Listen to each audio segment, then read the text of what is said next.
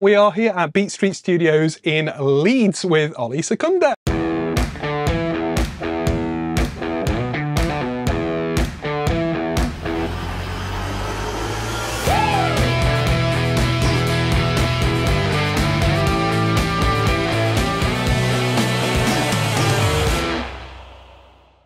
Centerpiece is a V3. It's a V3. It was built and commissioned in '86. And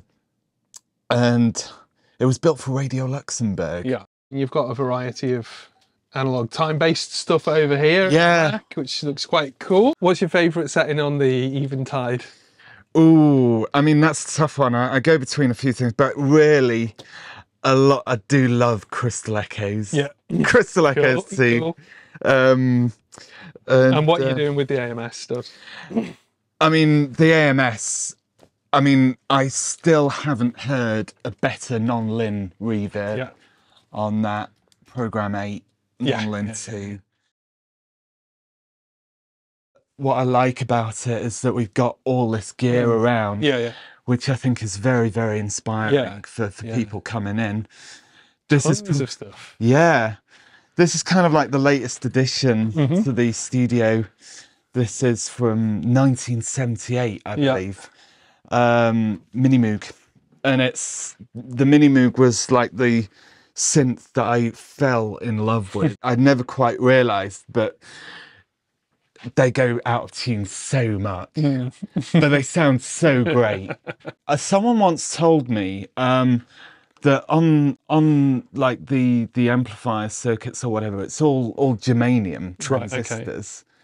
This is this is kind of like bass corner. Oh, you were telling me a story about this. Yeah, so this cab was bought a few years ago, quite a number of years ago, from a studio down the road from here. And I was having a cup of tea with the fellow who owned it. Yeah. And he was saying that he bought it off of Katrina and the Waves. So, and that blew my mind, because he was saying this is probably the same cab that was used to record I'm Walking on Sunshine. So how do you mic it when you mic it? Normally, you know, just with like an RE20 or a U87. Okay. We've also got a FET 47 here, which I like using. I like that mic, actually. Yeah, yeah. Whereabouts? Normally just sort of like, you know, somewhere. You can take these, I was going to say, let's have a look at what the speakers these off. So it's like your full 8x10. Kind of doesn't really matter, does it? And, you know, you can just stick it in front of either one of these speakers. Cool. I'll normally use two. Or, you know, sometimes if it's something that's a bit lo-fi and old school, I'll also might use a D12. Okay. Which I really like the D12. Are you finding that's a bit more growly or something? Yeah. I like the growl off of D12. And I'll mic, you know, put one mic on each speaker, because you know, cool. Fairly standard stuff. Yeah. Not all of the speakers. No. How do you think about drum microphones? Do you start with the kick on channel 1, or do you start? Generally I'll start with the kick on channel 1. It depends really what I'm working on, because this is kind of like a sort of obviously very minimal setup, which if I'm doing something that's sort of acoustic-y, I'll tend to have less mics on things. Yeah. You know, recently I have been doing some electronic things, and I will mic, you know, have more of a multi-mic setup on that sort of stuff. But I'll start with the kick, but I will start with like getting my overhead sound and the room sounds first, because if I get that nailed, then I'll sort of add in a couple of close mics just to sort of you know, cover anything that's missing.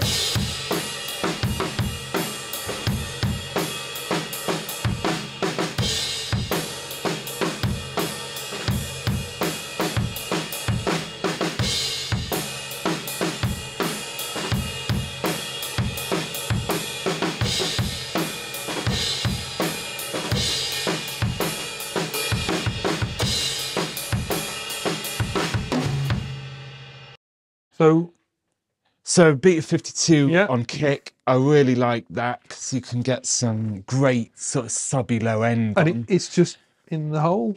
Yeah, just in the hole, and you know, depending on sort of the style of the track, whether it's fast or slow, you can move that in or out, and yeah, so you get more sort of oomph of the low end if you move it out. This is one of my. I love mono overhead mics. Right. Okay. Coles 4038. Cracking Yeah, mic. fairly. Yeah, a trick here though. You could have a little mic clip. Yeah, I have seen this. It's really yeah. There's a I've place been in Italy where they've got just the mics coming down from the roof. Kind of like a bit of, that's almost like a bit of a Motown thing, isn't it? Yeah. And brilliant. You know that you can pick up so much of the drum kit with that just one mic. Yeah. If you put that through an 1176 or something like that, compressing quite hard. And they don't have such sparkly top end, so you don't have all the cymbal the transients don't get too much. No, it works really well. That this is a bit of a weird thing. This is one of our 87s. We've got 5 87s here, and 2 of them are. I mean, this looks a bit like a 67. It's not. An 87. But it's like, I think this is like one of the first ones that they made, so it's still got the 2-shell connector. Yeah. But I'll set this up around here or move it around. Okay. The idea with this mic is that I'll have a couple of other things close mics, and then I'll sort of really have some drastic processing on that. Okay. And then that's a little. And you're talking analog processing, not like anything weird. I'll either sort of distort that mic on the desk or using a pre, or again compress it heavily. Just do something. What sort of settings is this on then? I'll have that on an Omni setting usually. Okay, so it's just everywhere. Picks up everywhere. Okay, cool. And again, it doesn't. You can just sort of whack it up really, and awesome. Have some fun with it. What's on the snare? On the snare, controversial choice. I've got a Beta 57. Beta. I like the Beta 57 because you have sort of a bit more of a bump at the top end. Yeah. So you can just add a bit of an extra sort of certain je ne sais quoi. And getting it right at source, you've got a big fat snare drum. Yeah, these things are great. They are. I did a session with a guy who bought one along. Yeah. And he said snare's not quite right. There's a bit of a ring on it. Can you have a go at tuning it? And so, can I try my drum pad? Yeah. And he puts that on, and it's like sorted. Yeah, definitely. I've gone on a big kick of weighting snare weights recently. Yeah. And one of my artists has an old iPhone 4 that he just puts on, and it's really heavy. And I was like, oh God, you're gonna hit your phone. But no, it's just a spare one. It's just a spare one. Broken one that he just sticks on the drum. I've got I will try that next time. Yeah, definitely. We should get like a piece of aluminium that way. That's cool. I do the wallet trick though. It's like a sort of a 21st century wallet trick, isn't it? Yeah. And guitar. I mean, this is something that I learned off of recordproduction.com. Don't know it. Since love doing this, the strapping a 57 and a 41 together. Yeah. And then Andrew Sheps. Yes, Andrew Sheps, the great Andrew Sheps. It's a good interview. That you should watch that. If I remember rightly. And then the other thing that I like to do is to mic the back. So what are you miking the back with? Just with another 57. 57, and it's off axis. Off axis, and flip the phase of that, and it gives a really 3D guitar sound. I think. Yeah, kind of box, lovely. middly kind of weird. Which is where all sort all this interesting stuff. Yeah, is going, it's strange, isn't it? It's like the phase is odd, isn't it? So you just having a little bit of that in the background, or? Well, I'll just I'll adjust it to taste, and then, the beauty of having the console is that I will commit those mics to one channel. Right. So that means that for those of viewers who don't know, you're mixing it all down in the desk, and then you're sending it out to your recording system, which is Pro Tools here. We use Pro Tools. So and then it's coming in as one track, all mixed. We've just got one track of rather guitars, rather than three, because then you end up with huge section. And then do you take a DI for safety, or? Because if it's no good later, then we'll just do it again. But usually, the first idea that you have is the best one. Yeah. Sure. Cool. So, I've never had a problem where we say we must do the guitars. Yeah. And even if you do, it's not a massive deal. No, I always think if artists can play it, well, they should be able to play their song. Shouldn't they? And That's you look at Tubular Bells, Mike Oldfield. All of that was lost, and he replayed it, and it was a massive hit. So it's always encouraging. Cool. I will also. We've got a couple of Royers here, which I'll enjoy using on guitar. Okay. The other thing that I like to do is, again, I should probably get that out. Actually, we've got a FET 47 here, which the FET 47 is one of my favourite mics. Ever. So what are you using that for? Just in front of the guitar cab? I have a miking technique, so I'll just knock that out of the way. Where, instead of having two mics on, literally just have one FET 47. So it is what we're talking that about. mic in front of it, about maybe a foot away or something like that. So kind of Beatles-esque. Yeah, and you get this really old school sound off of that. Which, well, I was just saying to you before, wasn't I? Like I am now finding the best way to mic a 4x12 cabs to put an 87 about a metre away and you're done with it. And then you get all that room, and like if you want less room, you move it closer. And it's simple stuff, really. Yeah, it's not rocket science. No. And like if more attention is paid to the actual content of what's being played. And I love this because you cannot the record making process is just so much faster and more fluid. Yeah. And you're not worrying about you're not worrying too much about face. So I've seen people who have just loads of mics on things. It's I can never do that myself. I get confused. Brilliant. So we've all gone in the vocal booth like we're doing gang vocals or something like that. So I've set up a few things that I love to use on vocals. We've got a Valve 47 here, which is arguably the best vocal mic in the world. The other thing that I love, I've recently discovered this, not a lot of people use it on vocals. D12 sounds amazing on vocals.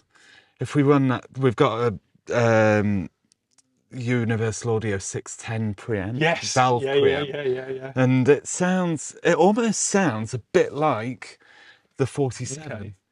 Because that was the Buddy Holly thing, wasn't it? Yeah, we were talking about this before. Was it a D12 or a D20 or whatever? Something. There were a lot. Same form factor. Yeah, at least. I mean, maybe the capture was different, but it wouldn't have been massively different. No. But yeah, I know people who've got D12s and thought they were broken. Yeah, because there's no top end on them compared to what they, the Chinese mic versus the sort of. There are lots of D12s out there that do have, I think the wires have snapped. Yeah. And but we've got one a bit like that, and if you want, actually, you can use that. The rubbish one as almost like an effects microphone. If you want something, say if you want a vocal that sounds a bit sort of weird, use the broken D12. And talking of weird vocal microphones, yes, shall I grab it? Yeah. I've talked about this before on the channel somewhere. Not this one. Not this one. We've got two here. So is this a commercially available product? I don't. It was made by a guy, I think, called Owen the Bastard. I don't know if you could. You might have to bleep that out. As yeah. His name. Yeah. But this is a Bastard Electronics BM88 microphone. And I think it's essentially like a carbon element that you'd find in a telephone or something. And it sounds like a telephone. So if you want that sort of telephone vocal effect... I just love it because it's clearly just, it's a piece of electrical conduit junction and then a socket screwed in. It's simple. You can kind of throw it about a bit and, But there's something to be said, isn't there? If you don't have the thing that does the thing that you want, just make it. Yeah. So, and that's the thing that's probably missing from, a lot of recording. In fact, when I started here, this was discovered on one of the first sessions that I did here. Yeah. We got one in. And, because I think Jace messaged me and said, "Oh, you got to check out this microphone." It's also great for loads of things. I've used it on saxophones. Okay. I've used it on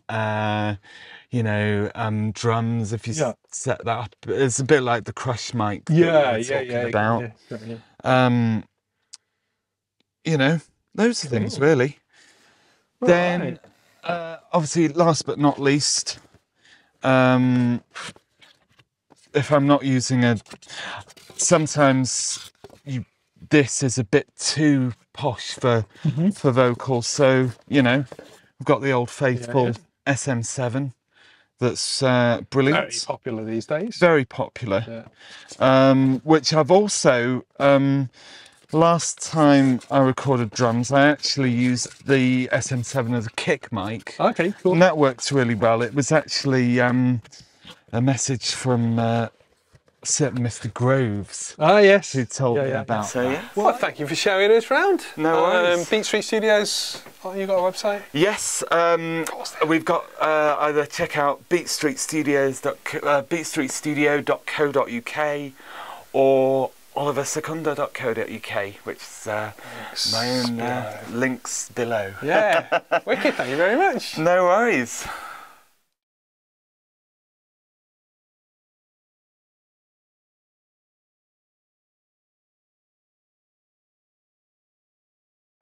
This is kind of like the vocal booth.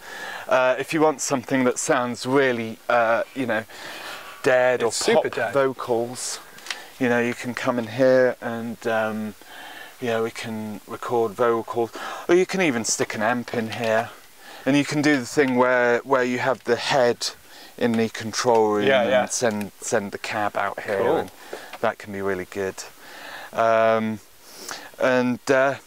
So this is booze. Let's go chill in the machine room. And then we've got kind of like a oh yeah, so there's two other rooms that we haven't looked at yet. So this kind of like a machine room come chill out area, come sort of office. I love this table. And this is like an old cable reel and stuff, which has been made into a table. A rather attractive tapestry. And then I heard that these guys were quite famous in the city, and they were in a band or something. I don't know. I don't know. I wouldn't trust anyone with an accent from the northwest. He says. Yeah, what a cool. And then, so you got some more drums. Some more snare drums there, a few pedals and things like that. And all of that stuff really. These are the amps for the monitors and things like that. Oh, this is an interesting thing actually.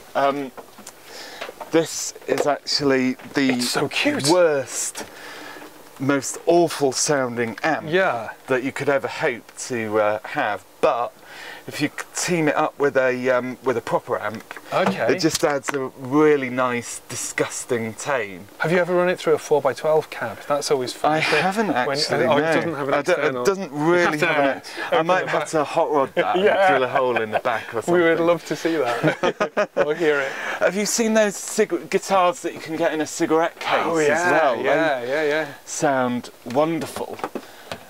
And No, it's surprising how loud. One of my clients had a what was it, little tiny orange things that were like 9 volts that he used to keep in case his Marshall Mark II died. Yeah. He always kept it in the glove box in their touring van. Yeah. He brought it into the studio one day, plugged it in, and he was like, "Oh yeah, it'll go into the 4x12." Yeah. And it was loud enough to mic up. Yeah. It didn't sound better than his Marshall, but it was it was well on the way. It was really good, yeah, and for a different texture as well. So absolutely, fun. maybe using that as the other double the other guitar, something. yeah. I think we did actually. Yeah, very cool. Let's have a look at this other room then. So then we've got sort of like another sort of kitchen area, loads of amps. And this is the Cosmic Filth one. That's the Cosmic Filth amp, the famous... highly customised. And the other thing recently we've got is again, this is just here temporarily, but I've been loving using it. Oh yeah? PV Centurion. So is that around the sort of the original Bandit era? I think this is late 70s, I think. Okay. Early 80s. And it's actually a great... The big knob. It's a great keyboard amp. Right, okay. And you've got, a full parametric EQ. Oh, so it's like a PA vibe? Yeah. I think it was originally made for PA. Yeah. And a jazz chorus? Jazz chorus. Lovely 120? Yeah. A great chorus. This is the thing, isn't it? When you're on a studio, you sort of like acquire. Yeah. Oh, people leave stuff with you, and then this offer's too good to let go, and so on. But yeah, brilliant. And then there's got this piano nice you were talking about earlier, which is quite. I mean, it doesn't sound. It sounds. Obviously, it's not a Steinway, but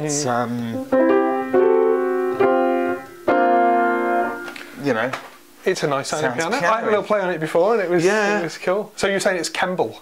Yes, which I believe used to Kemble London, and I think they got bought by Yamaha, didn't they? Yeah. So it was Yamaha Kemble for a while, But again, this came from another local studio that we managed to acquire this for not very much at all. I think it was pretty much free. Yeah. Took it away and put it in here. And if anyone's watching and they want a piano, get yourself onto like Facebook Marketplace. Yeah, that's what you want to do. eBay, and you think, if you've got people giving these things, then you can just load it in and. Absolutely. And some of these instruments are pretty good, Yeah, absolutely. A little bit of TLC, and you can bring them back into in fact, I'm just about to do an album with a singer-songwriter sort of person, and. Will no doubt use this piano a lot. Yeah. So how will you make this? Normally, because this is quite a lively room, so I'll tend to mic up fairly close. Yeah. If you're using an omnidirectional mic or whatever, then you'll get a bit of spill from the room, bit of reflection. Yeah. This is quite a pingy room. It's got a good vibe to it, hasn't it? Yeah. I've also recently discovered that I'd love recording acoustics in here. You get a really great sound. Bit of bounce bit to of ping. it. Yeah. Yeah. Awesome. So yeah, that's kind of it, and then that's the loo. So also very important. Oh yeah, cool. Thanks for having us. No worries. Anything else we need to? I think that's in terms of the grand tour. I think that's what's in about here? It, really. Is this what I think it is? Oh, it's like a chord organ. Chord organ melodica type of thing. Yeah. It sounds really great and really kind because don't they have like legs that screw? Yeah, they do, and you can set this up, and it looks really old school. And again, on that singer-songwriter album, that we've sort of been playing around with that, and Cool. we're gonna sort of use all Is of it this standard stuff. tuning? Yeah. Not quite. Yeah. Brilliant. Love it. Love it. What's behind there?